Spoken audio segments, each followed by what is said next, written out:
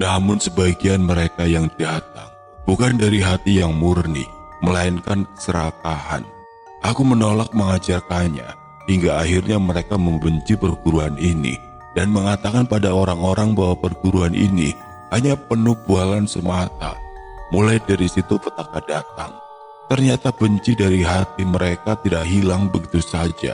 Mereka mencari seorang guru yang mampu mengajari kesaktian, hingga mereka menemukan sebuah perguruan yang disebut Sewupati, dan gurunya bernama Rojo Wijoyo. Bak baskom kotor diisi oleh air yang keruh, maka hitamlah sudah. Ternyata Rojo Wijoyo memiliki hati yang kotor.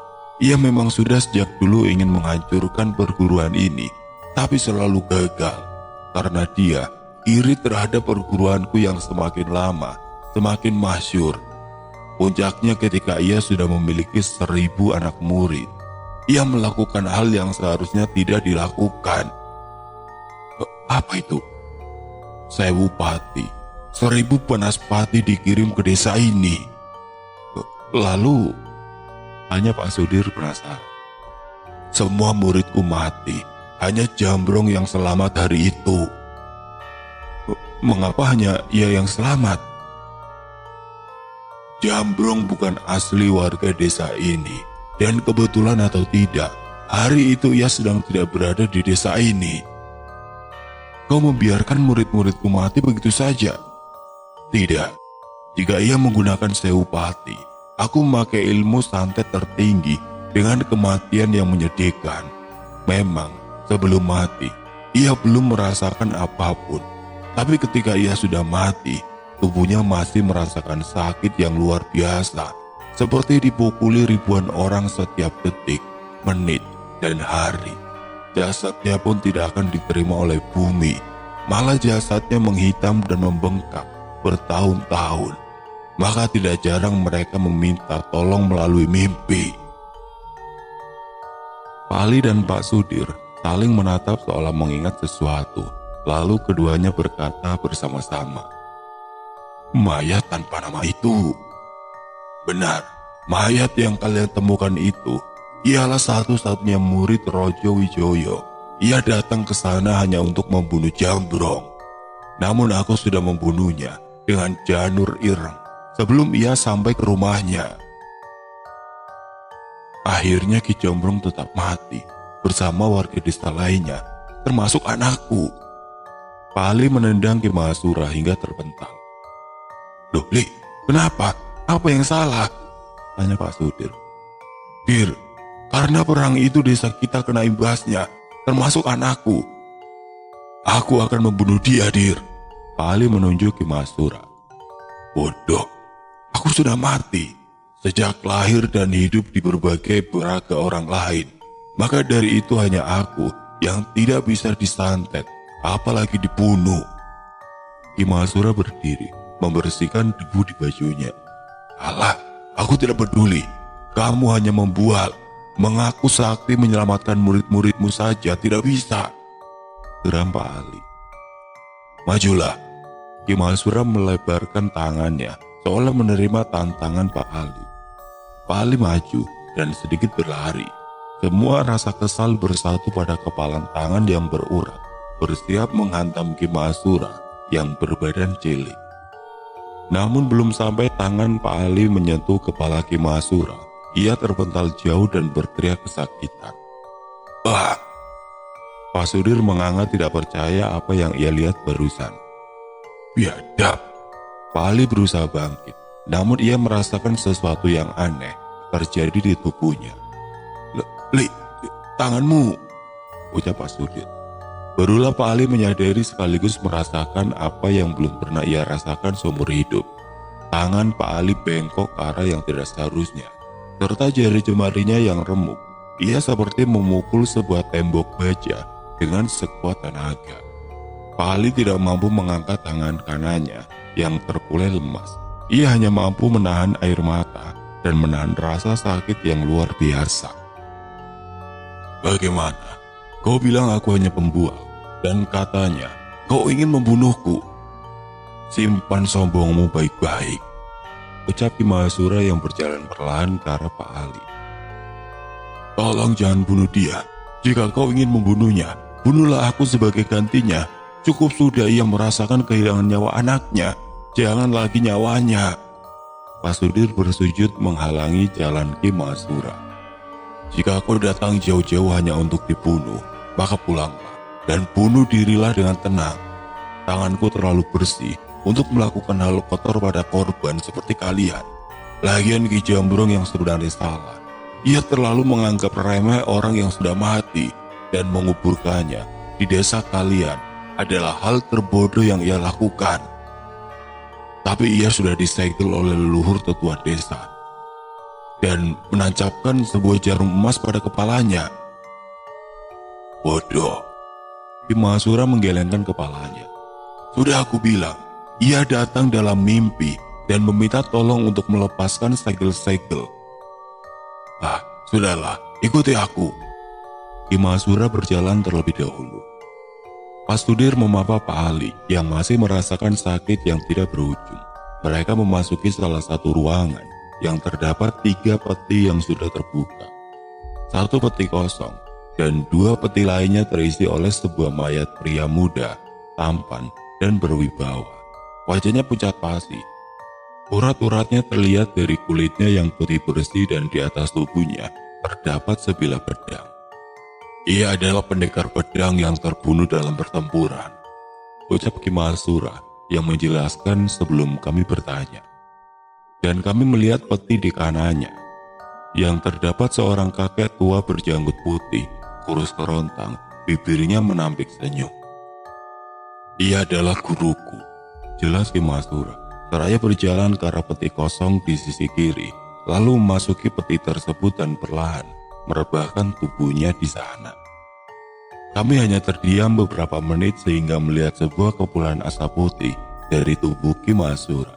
Dan kepulan asap itu berhenti di jasad seorang pendekar pedang, lalu melesat cepat ke dalam tubuh pendekar pedang tersebut. Membuat tubuh seorang pendekar pedang itu terbangun, namun masih dengan mata yang terpejam. Mari, kita selesaikan ini semua, ucapnya seraya membuka mata. Di dalam sebuah mobil tua yang dikendarai Pak Sudir, di sampingnya Pak Ali, dan di belakangnya adalah Ki Mahasura, yang berganti raga menjadi seorang pendekar pedang. Pak Sudir hanya mengikuti perintah Ki Mahasura yang menjadi petunjuk jalan, menembus sebuah hutan di pedalaman salah satu pulau yang sama. Ternyata mobil tua milik Ki Mahasura ini masih mampu berjalan, melewati beberapa bukit yang menjulang dan sedikit curam. Jangan menengok kiri dan kanan, fokus saja pada jalan, ucap Ki Mahasura ketika sudah memasuki sebuah desa yang penuh dengan makam tanpa nama. Hanya berbekal sebuah bambu yang ditancapkan yang menjadi saksi bahwa itu adalah sebuah makam. Pak Sudir dan Pak Ali menyetujui perkataan Ki Mahasura karena mereka sudah merasakan hawa dingin dari jendela mobil yang terbuka. Tolong! Terdengar suara teriakan minta tolong dari dalam makam tersebut, seperti terendap namun masih terdengar. Jangan hiraukan, jalan terus. Kali ini Pak Sudir tidak mau menuruti kata Ki Mahasura dan menginjak rem dengan seketika ketika melihat orang berdiri tapi tanpa kepala menghalangi jalan. Tabrak saja, kamu tidak akan bersalah jika menabrak orang yang sudah tiada, bukan? Pak Sudir menelan ludah sebelum ia menginjak pedal gas kuat-kuat. Bak, suara mobil yang dihasilkan oleh sebuah benturan padahal hanya sebuah bayangan. Berhenti, ucap Ki Mahasura. Pak Sudir memberhentikan mobil di depan sebuah halaman luas yang terparkir rapi mobil-mobil keluaran baru tahun ini. Dan ada sebuah rumah megah. Entah bagaimana bisa sang pemilik rumah ini membangun sebuah desa yang hampir seluruhnya dihuni oleh ratusan makam tanpa nama. Rojo Wijoyo, keluarlah! Teriakan yang begitu lantang dari Ki Mahasura berhasil membuat seluruh penghuni di dalam rumah itu berhambur keluar bersama sang pemilik rumah Rojo Wijoyo. Wawan! Pak Ali dan Pak Sudir tersentak kaget karena melihat Pak Wawan yang berada di sana. Kau lihat sendiri, ada seorang pengkhianat dari desamu, ucap Ki Mahasura. Bagaimana kamu di situ, Wan? Pak Wawan tertawa penuh tanda tanya, berjalan perlahan menghampiri Pak Ali dan Pak Sudir. Maafkan aku, Dir. Bukannya aku mengkhianati kalian. Aku hanya ingin mengubah nasibku. Kebetulan saat sesudah kita melakukan upacara keramat, aku bermimpi mayat tanpa nama itu meminta tolong pada aku untuk melepas segel di kepalanya. Pak Wawan mengeluarkan sesuatu dari sakunya, sebuah jenglot dan jarum emas yang sudah terpisah dari kepalanya. Mayat itu menjanjikan kehidupan lebih layak. Lihat sekarang, aku sudah kaya, Li. Sudah punya mobil dan sedang membangun rumah di desa kita. Aku tidak perlu jadi tukang galiku. Kepala Pak Wawan terpisah sebelum ia berhasil melanjutkan kisahnya. Itu untuk muridku, karena ulahmu, dia mati.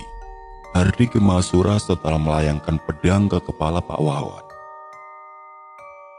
Akhirnya, kau bisa menemukan Mahasura, ucap seorang pria tua namun gagah, seraya membuang sarung pedang miliknya.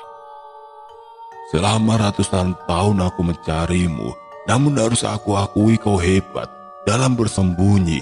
Bahkan hari ini, aku harus mengorbankan umur panjangku hanya agar bisa bertemu kau, Rojo Wijoyo.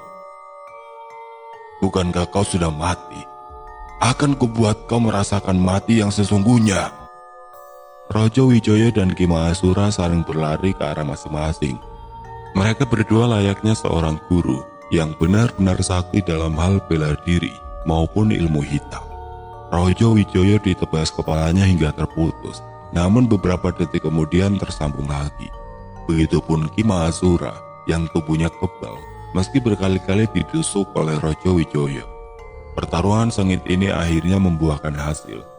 Meski keduanya mengalami cacat fisik, Rojo Wijoyo kehilangan satu tangannya dan satu kakinya, sedangkan Ki Mahasura hanya mengalami beberapa jemari-jemari yang putus. Area pertarungan mereka banjir darah. Ternyata ilmu anti ragamu tidak terlalu kuat dibanding ilmu tameng wajah milikku.